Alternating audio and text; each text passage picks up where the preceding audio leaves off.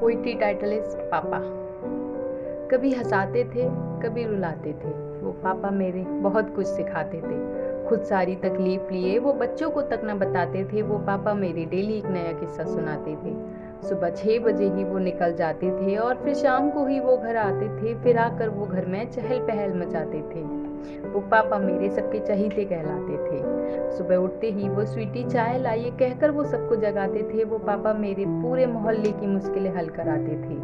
भले ही खाए नहीं कुछ भी, भले ही खाए नहीं वो कुछ भी, पर डेली एक नई डिश बनवाते थे। कहते थे अब नहीं खाएंगे तो कब खाएंगे, कहते थे अब नहीं तो कब खाएंगे मेरे बच्चे, ये कहकर वो सबका मुंह बंद कर जाते थे। वो पापा मेरे सबके चहीते कहलाते थे। कभी हंसकर तो कभी चुप होकर वो दूसरों को हंसाते थे। बैंक के सारे काम वही सबके करवाते थे। वो पापा मेरे कुत्तों को बेहद चाहते थे। जब भी आते थे घर में टॉमी टॉमी ही चिल्लाते थे। वो पापा मेरे टॉमी को बहुत चाहते थे। वह उसको देख सारा गुस्सा अपना भूल जाते थे। इतने हिम्मत वाले थे कि हर बीमारी को मात दे आते थे। वो पापा मेरे बुखार में भी काम पड़ जाते थे।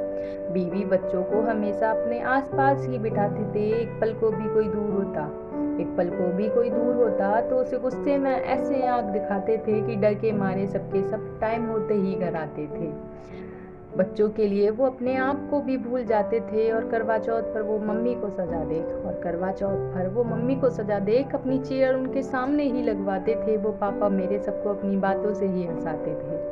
दिवाली पर वो अकेले ही सारे घर के खर्चे उठाते थे। सबको नए नए कपड़ों के लिए वो 1000 रुपए कहीं से भी करके लाते थे और खुद मेरे गिफ्ट किए कपड़ों को पहन इतराते थे। वो पापा मेरे ऐसे ही सबको खुश कर जाते थे।